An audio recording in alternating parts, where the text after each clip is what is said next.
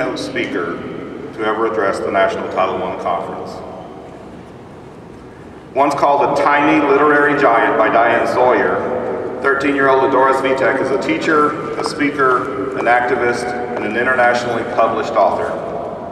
And she's also a student. Adora began her speaking and teaching at the age of 7 with the publication of her first book, Flying Fingers, which is a short story collection and writing handbook for students. She followed her first book with Dancing Fingers, which is a collection of poetry that she co-authored with her sister Adriana. To inspire students and teachers, Adora travels around the world speaking on literacy, education, and youth involvement. She explores new technologies and their possibilities in education through her acclaimed video conferences with students and teachers that are attended from around the world. She's spoken to over 400 schools and classrooms worldwide in countries ranging from Canada to China, Vietnam to Switzerland. There she'll be going to Washington, D.C. to receive one of education's highest honors, the National Education Association's Award for Outstanding Service to Public Education. Ladies and gentlemen, to continue our celebration of distinguished schools, please help me welcome our keynote speaker, Ms. Adora Svitek.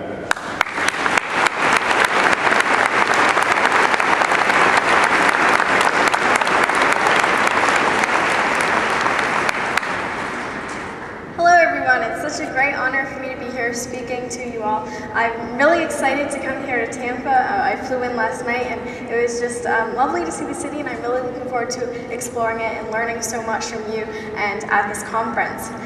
And I know that I will be learning so much over the next few days, as I'm sure you all will as well. And today I'm going to be speaking about this topic of learning, not necessarily students learning from teachers, but a less explored topic, and that's of teachers learning from students, as well as some of the innovations technology can provide. I thought that with the theme of innovate and talking about some new kind of unexplored ideas would be appropriate. So take a look at this newspaper clipping. It says, students teach teachers. Teachers at Paul J. Sorkin Junior High School in Ufield, Iowa were surprised early this Monday by an educational change of pace instigated by the Ufield County school system.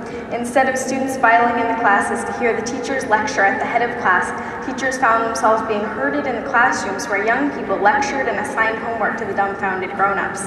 Students infiltrated the PA system, coached the day's sports, and managed all extracurricular activities. It was a surreal experience, said one teacher when asked to describe her day. Now, I'll be asking you some questions about this newspaper clipping a little later, but I know that looking at this, you might be thinking, this is crazy, this is just really strange.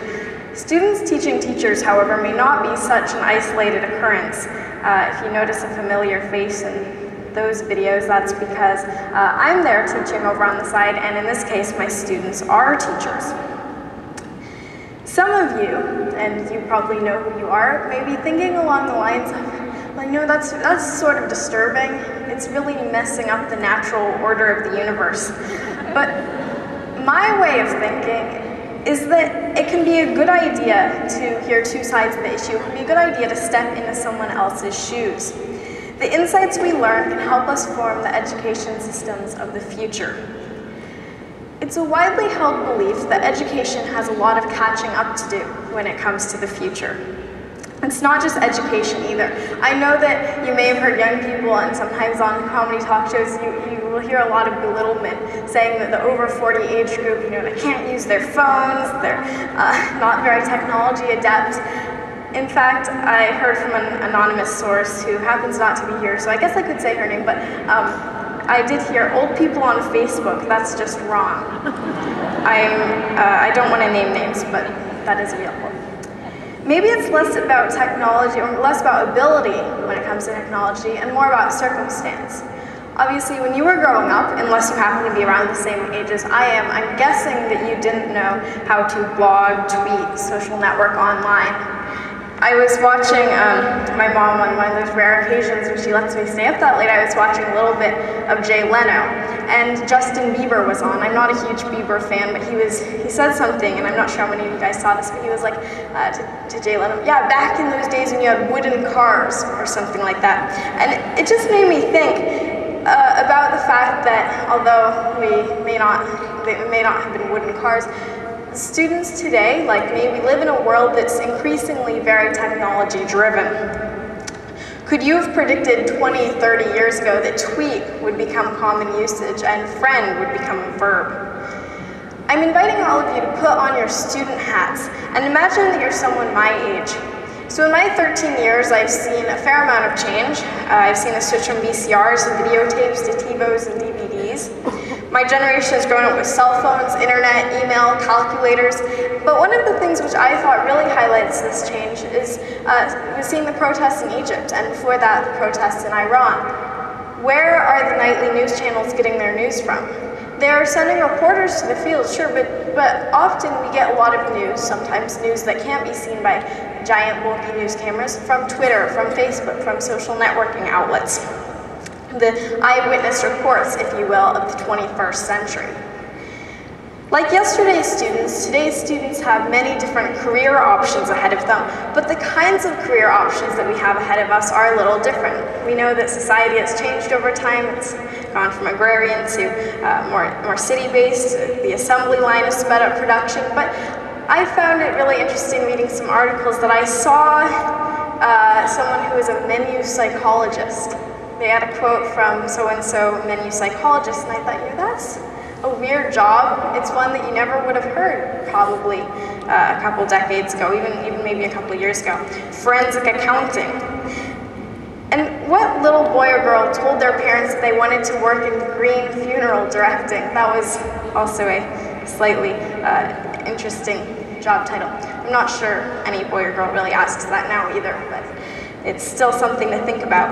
Many job titles which were commonplace have gone out of existence, and job titles which were not in existence a few years ago have become commonplace. So this change just really lays the background, I think, for some of the talk about technology and students. When it comes to jobs, the U.S. Department of Labor estimates that today's learner will have 10 to 14 jobs by the age of 38, and that's the average. In the olden days, you would graduate from high school or college, get a job, and it was probably ideal to stay with it for the rest of your life. You might have a very steady, a very good job. And today, a more competitive and volatile economy means that the playing field has expanded exponentially. We heard during the State of the Union. There's competition from other places. We need to measure up. We need to do big things. I was watching the whole thing on TV. And I thought that that was really, again, representative of what has changed so much over the past few years. So what does all this mean for 21st century students, and what does it mean for 21st century schools? In order to best shape paths for students like me, I think that we have to understand what sets the old and the new apart. A tale of two paths, if you will. You might wonder, well, why can't we continue to do the same things? I mean, this is an education system, the same method of learning that we used hundreds of years ago has turned out our great presidents and thinkers and artists. But the thing is, in a changed and exponentially changing world, that same approach may no longer work for everybody. In an age of global connections, today's students are diverse in their backgrounds, how they learn, ethnicity, culture, skill level.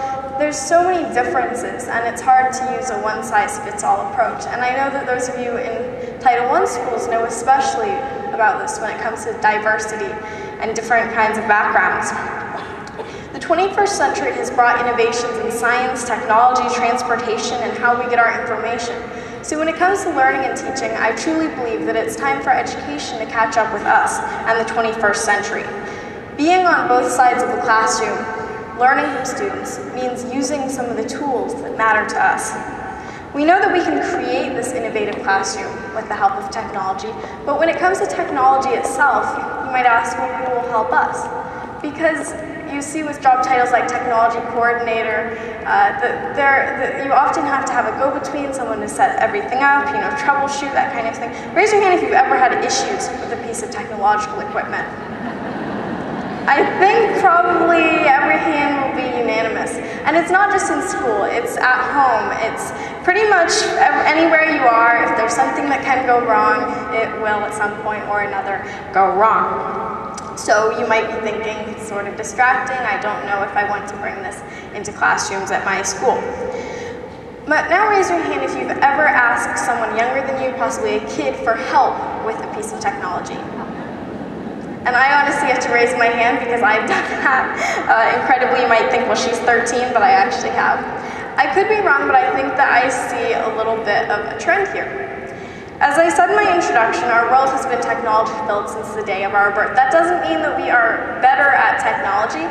It may just mean that with certain things, we're a little more intuitive, like for instance, touch screens. You know, like my dad and me, when we're on an iPad, I usually try to figure things out. It's a little more foreign to him. So I would bet that there's more adults who can do like some really advanced stuff with coding and programming, but kids, the consumer electronics, I think it's a little more intuitive. And it might make some people uncomfortable or scared that kids can be able to navigate around a smartphone easier than they can, but if you find yourself in this position, it's okay, as long as you're open-minded about catching up. As a case in point of this kind of attitude, this is my dad. Oops. This is my dad, John Spitak, and he's been interested in Facebook for some time now. He even checked out books from the library about Facebook. But, yeah, Facebook for dummies.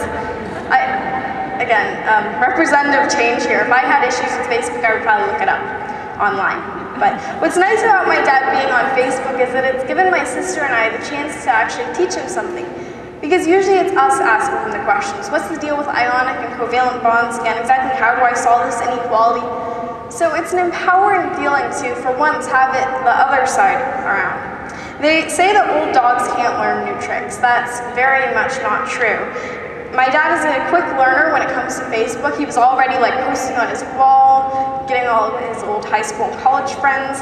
And I also set up a blog for him, johnfspitak.blogspot.com, showed him the basics of an interactive whiteboard, and my sister and I can also be credited with getting him hooked on the addictive cell phone game Angry Birds. So now he can check all those off the list. The funny thing is, with the possible exception of Angry Birds, all these things that we showed him how to do have actually equaled more in-person conversation.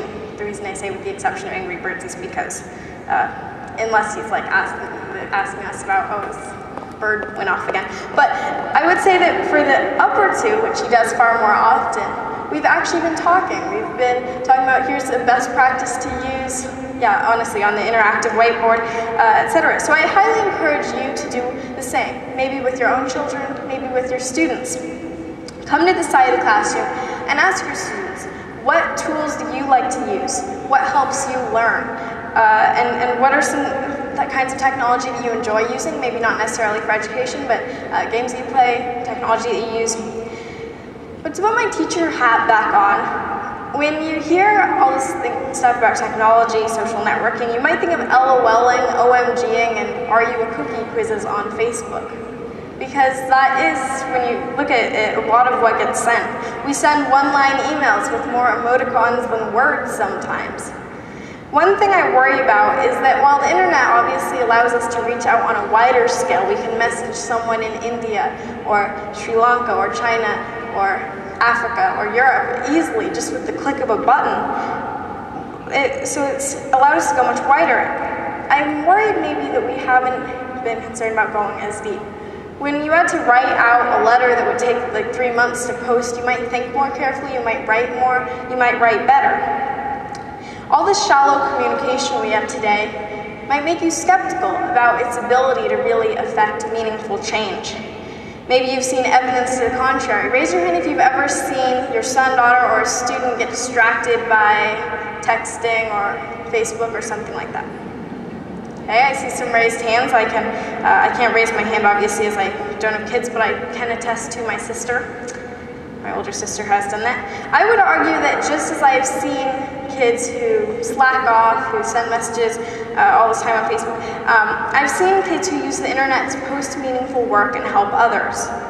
We often hear about adults searching for the meaning of life, searching for purpose in life, but not very much thought is given to the fact that kids want meaning as well, particularly in our education. I ran a conference in September called TEDx Redmond. TEDx events are independently organized TED events. TEDx Redmond was unique in that it was all organized by those under 18. our attendees in the main room were all kids, and all of our speakers were kids. So we had 18 of the best and brightest kids out there pretty much to come and speak on our stage. It was a kid's eye view on everything from education to the environment. And one of the speakers who we heard in the Rethinking Education topic was Zoe Sprinkle, and we heard from her about the issue of impact, effect, and purpose. So you can take a look at, oh, sorry. From an early age, Zoe was captivated with writing, theater, and singing. Her passions have since developed. Zoe has performed at many venues in her community and takes great pride in her numerous contributions at the Seacoast Repertory Theatre in Portsmouth, New Hampshire. She believes that the arts can have an incredible impact on the world, as they have had for her. Zoe recently started a blog, Footprints on Paper, on which she shares short stories as well as other creative ideas. She plans to continue pursuing her passions and her strong dedication to the arts. Please welcome Zoe Sprinkle to the stage.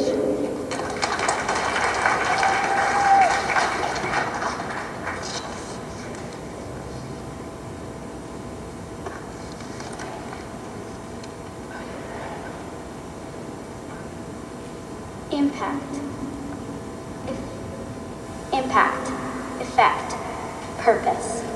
These words are very powerful. For kids and even adults, they're sometimes intimidating. We find ourselves asking, am I making an impact? Will it have an effect on the world? Does it have a purpose? Hi,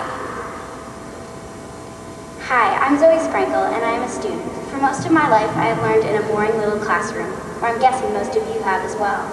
Our work and achievements are kept quiet and conserved on the gray walls of our small classroom. No impact, no effect on the world around us, and mostly, no purpose. Now, I know this does not sound the least bit positive, yet it is the truth. This has been my learning experience. I call this speech footprints because isn't that what we want students to be doing? Making a footprint in the world? Now, some students may think, this is impossible. I'm just a kid in my own little private world. Now, some ways we make footprints today are with tools on the internet, YouTube, Facebook, or even posting on mylifeisaverage.com. There are so many ways for kids to promote themselves on the web. Hopefully, these tools are helping us make an impact, effect, purpose. Some kids may be watching at home thinking, all these speakers are so incredible, how could I ever do the things they have done? That's what I thought when I saw the lineup.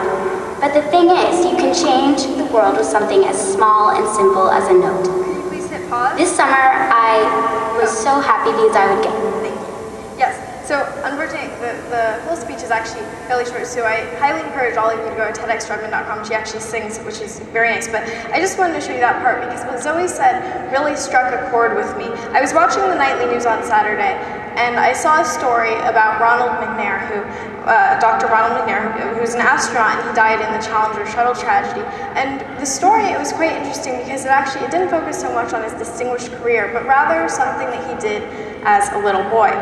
As ABC News wrote, in 1959, when McNair was just 9 years old, he famously made a scene at the Lake City Public Library when he attempted to check out books on advanced science and calculus. 9-year-old advanced science and calculus is pretty incredible. The librarian, however, refused to release them because McNair was African American. It was the segregated South, and African Americans were not allowed to check out books in McNair's library. Instead of giving up, the 9-year-old hoisted himself onto the counter and said he wasn't leaving without the books. His persistence paid off in the short term and in the long run. He went on to MIT and became an astronaut. Kids can have an impact, whether by writing a note, as Zoe said, or taking a stand. Yet students making a difference is an idea that is seemingly little explored within our schools. One of the most common complaints from students is that school is boring. As you heard Zoe say, that she had learned in a boring little classroom, and I hear this so much. When I look on Facebook and I see everyone's posts, it's like, school is boring, I have to go to school tomorrow, there's not a snow day or something like that. And I think that this has a lot of different reasons, and some of it is kind of, in the case of some of those Facebook posts, is just being lazy. But in other cases, it's because, and I know some students who love learning, who are very accomplished, but they think school's boring, and that's because they have no impact, they have no purpose within the walls of their classroom. TED India speaker Kiran Bir Sethi gave a speech about how she was trying to change that.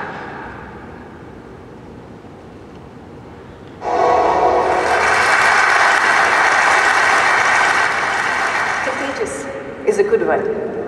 Even in the times of H1N1, I like the world. Laughter is contagious, passion is contagious, inspiration is contagious. We've heard some remarkable stories from some remarkable speakers.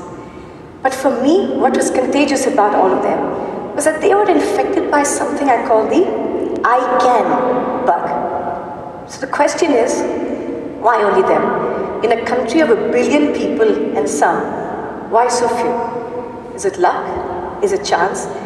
Can we all not systematically and consciously get infected? So in the next 8 minutes, I would like to share with you my story. I got infected when I was 17. When as a student of the design college, I encountered adults who actually believed in my ideas, challenged me, and had lots of cups of chai with me. And I was struck by just how wonderful it felt, and how contagious that feeling was. I also realized I should have got infected when I was 7. So when I started Riverside School 10 years ago, it became a lab to prototype and refine a design process that could consciously infect the mind with the I can bug. And I uncovered that if learning is embedded in real-world context, that is, if you blur the boundaries between school and life, then children go through a journey of aware, where they can see the change, enable, be changed, and then empower, lead the change. And that directly increased student well-being. Children became more competent and less helpless. But this is all common sense. So I'd like to show you a little glimpse of what common practice looks like at Riverside. A little background. When my grade 5 was learning about child rights, they were made to roll incense sticks, agarbattis, for 8 hours to experience what it means to be a child laborer. It transformed them. What you will see is their journey and then their utter conviction that they could go out and change the world.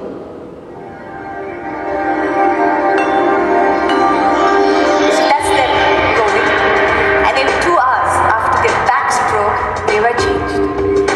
And once that happened, they were out in the city, convincing everybody that child labor just had to be abolished. And look at Raghav. That moment when his face changes because he's been able to understand that he has shifted that man's mindset. And that can't happen in a classroom. So when Raghav experienced that, he went from teacher told me to I am doing it. And that's the I can mind shift. And it is a process that can be energized and nurtured. But we had parents who said, okay, making our children good human beings is all very well, but what about math and science and English? Show us the grades. And we did. The data was conclusive. When children are empowered, not only do they do good, they do well. So I'm going to stop it there, and again, I encourage you to watch the rest of that speech. And then they went on, they didn't just try to end child labor, excuse me, in their city, they also went and talked to the police, they went and talked to the city officials, they went and talked to elders within the community and told them, you need to realize the potential of children. So they established a day every other month where they closed off the busiest streets and had a day for children to just come out and play and talk and have a great time. So I thought that was huge. It was really powerful because it showed how students can affect change on such a level. But not all schools make students experience child labor firsthand in order to get them to make a difference. In a striking example of social technology helping global awareness, the World Food Programme's Free Rice Initiative gets students to answer quiz questions, and this is entirely free. It's on a range of topics. And for every question you answer correctly, you donate 10 grains of rice to a hungry person. The site sponsors pay for the rice. And so the rice adds up and it helps the hungry, and I hope all of you will join my group, which is, you can find it by searching Adora. The point is that what Free Rice has done is unique, not in that it's getting people to have an impact, but the fact that it's allowing people to have an impact from their computers by not necessarily just donating money, but actually by playing, by learning. This might seem like a basic application on the surface, but the lessons that we learn from Free Rice, having an impact through learning, the power of word of mouth and social media to do good, those are things which I find incredibly applicable to education. There are examples of service learning taking place every day here in the US. I was reading an article on Edutopia which talked about social media and education that mentioned this example.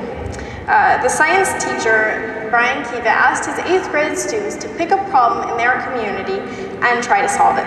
So they picked buffalo grass, which is this really fast-growing grass that is resistant to fire. It's an erosion control and cattle feed, but it devours the habitat and it's very destructive, so it's basically an invasive plant. So once the students discovered this, then they decided to spread the word about how terrible it was. And they created a Facebook page devoted to the threat, and they even posted a rap song on YouTube, the Buffalo Rap, as they called it, very dramatic.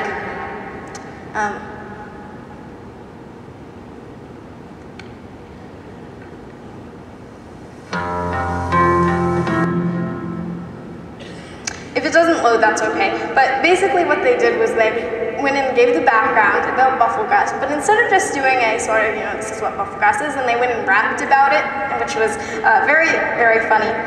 And what ended up happening was that they posted this video, and they had a good time. If you see from, obviously millions lose their lives as millions of plants, but what they did was then they learned about buffalo grass, they learned about this issue in their community. They learned how to get the word out, they had this first-hand experience. And as you can see, there are seeds on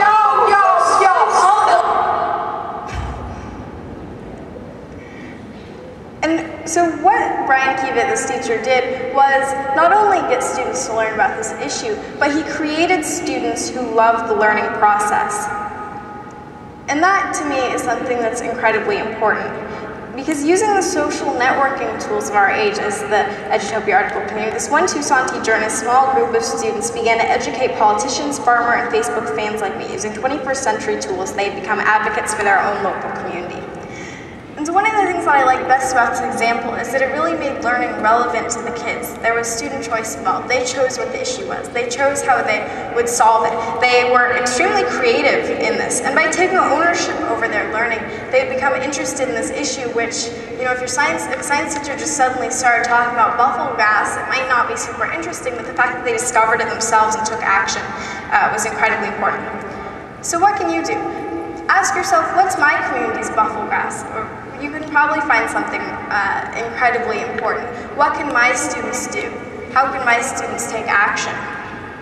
Many focus on students graduating from high school and going to college as the beginning of making a difference. After they graduate from high school, go to college, get a job, then they can have an impact on the world. But I think that the real diagram should look more like this. You go to school, graduate from high school, go to college, get a job, and make a difference at the same time, as you're in school, as you're growing up. I believe that students can begin making a difference, solving problems within their communities far earlier. In other words, make a difference no matter how young. A classroom where students have the opportunity to solve real-life problems is an innovative classroom. I believe that an innovative classroom isn't just one in which the world comes to us, it's where we come to the world, where we can help the world. It's one where we can have voice in education decisions that will affect our future, where we're connected in more ways than one, not just in person, but also online, where we use online technology like blogging or social networking to create meaningful work. Yet there are obstacles to this mission. I read a CNN article, as you can tell I love to watch the news and get information all the time, and this was really striking because it said that most children, 82% of children in the Western world, have an online footprint by the age of 2. In the US, 92% of 2-year-olds are pictured somewhere on the web. These are incredible figures. However, I would wonder if some of the students you serve are among the 8% without a digital footprint at a young age due to either less home access to technology than more affluent counterparts. I don't have data on this, but I know that technology penetration may not be as great within students' homes. And I strongly believe that technology has to become a democratizing, not a dividing factor when it comes to learning. President Obama talked about closing the achievement gap. And I think that this is something technology must help us do. Most people probably agree with me when I say that the internet has changed our approach to knowledge, but my dad was like, hey, it's not just internet, it was books. So if the internet is our printing press of the modern age, then just as the printing press made the value of books, which used to be copied out by hand very laboriously by monks in their monasteries, then the internet has made information plentiful and cheap. But if the internet is the printing press of our times, then too many teachers and students are stuck as those monks copying books out by hand. Why should learning be restricted to an hour of class time per subject? By giving students continuous access to learning resources with technology at school and at home, you're allowing them to be surrounded by learning. I've talked a lot about technology, but some of the things that make classrooms great and schools innovative are things which aren't new or technological at all. They have to do with tried and true methods that have been around as long as the profession of teaching and educating. Think back to some of the best teachers you ever had. They could be in elementary, middle, high school, mentors outside of school, whatever teachers, whoever you consider the best teacher you ever had. Now think, why do you think they were so effective? Raise your hands if you felt that your best teachers made a personal connection with you, that they knew you, that they cared about your learning. I'm seeing a lot of raised hands. Most of you can likely agree that your best teachers really connected with you. It's this personal connection that we have to strive for in our teaching, because learning is about connecting facts and places and ideas, but also connecting people. You have to ask yourself, what is the purpose of my role as an educator? Maybe you administrate your school, oversee projects, lead changes, all incredibly important things, but one of the most important things you do is form personal connections with your students.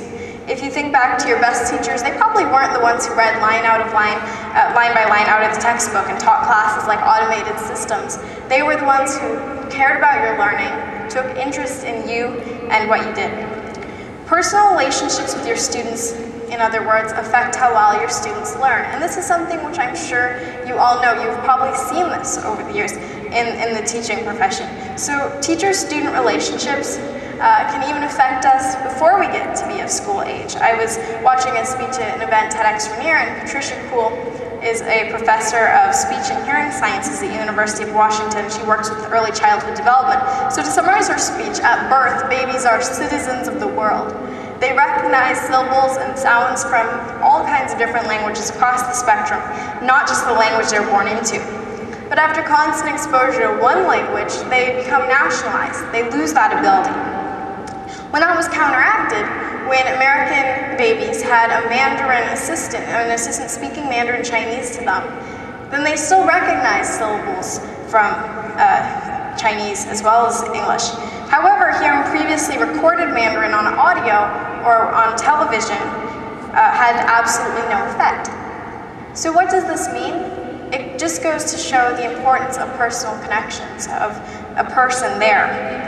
I would like to sincerely congratulate you on all of your effort and hard work, because I know that you may be more than just your student's teacher or principal.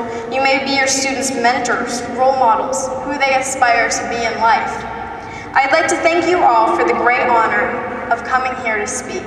It's been an incredible experience for me already in the short time that I've been here, because I know that I'll be learning so much over the coming days. Although the newspaper clipping I showed at the beginning of the session, I want to quickly ask a question about that. Raise your hand if you think this is a real newspaper clipping from the Ufields Herald that I tore out and scanned in. Raise your hand if you think that I fabricated this. I actually made that up online using a fake newspaper clipping generating service, which actually exists. But although this newspaper clipping may not be true, as I'm sure many of you guessed at the beginning, you truly can learn a lot from young people. That's something which I didn't just make up, and about more than technology too. Raise your hand if you've ever learned something from someone younger, like as in a child. Raise your hand if you've ever learned something other than technology. I know I've learned a lot from kids who are younger than I am, from my little cousins even. I have a baby cousin. I've learned things from her that I didn't know before. And when you think about it, the best relationships are reciprocal. When was the last good friendship you had with someone who never wanted to know what you thought? It's easier to listen to someone when they listen to you. When I feel respected, I'm more likely to return the feeling. What is it exactly that you can learn from your students? Maybe it's an almost naive belief in possibility from some younger students, or that creativity that you see in a 3-year-old's crayon drawings. It's obvious that just as kids can learn a lot from adults, adults can learn much from kids. For instance, when I was 7, I wanted to publish a book. Instead of saying, no, you can't do that, then my parents were like, okay, go ahead. And looking back on my 7-year-old self, I realized that I was pretty naive to think that publishing a book was just as easy as putting my printed out stories in the mail and sending it off. It wasn't that easy. Yet I think that hope, that belief in possibility really got me a lot further than if I had been a very cynical, someone who had sent off multiple stories and had never gotten published and had heard so much about how hard it was to get published. I think that hope, that naivete really helped me. At the kids conference I organized, TEDx Redmond, we really saw adults learning from kids and kids learning from other kids in action. Because we had these speakers who spoke about creativity, impact, school budget cuts, all these education things which affected them, and the students were listening, the adults were listening, these videos got posted online, and it was a lot of adults listening to youth share their stories. But in every case of these decisions in education, which these students had talked about, which had affected them on a very personal level, in every case, these were decisions which had been made without any input from them. That's a shame, and I think it's something that we need to fix. At my house, we have a book of brain teasers, and one of the brain teasers is a boy goes to the hospital and is seen by a doctor who declares, "This is my son." His dad isn't at the hospital, so how is this possible? Well, of course it's possible because what this does is really plays on cultural perceptions of doctors always being men, and the doctor is his mother. I was actually kind of stumped by that when I was young. But what is the average age of the person that you think of when you think of educator, teacher? Probably it's an adult. It's doubtful that it's a teenager or a young child. I want you to change that image. Why do teachers always have to be a certain age? You can think of a comparable riddle on your own. I've been switching, virtually, teacher hats and student hats over the course of this presentation, but really you should just have one hat because, 2 hats is a lot for anyone's wardrobe. But you should always have one hat because everyone has something to learn and everyone has something to teach, and if this were really hats, my hair would get staticky. Teaching and learning is a two-way street. But unlike on the real street, there's no driver's age requirement. To the educators in the audience, I commend you for your hard work and effort and dedication to the profession of teaching and educating our next generation of leaders.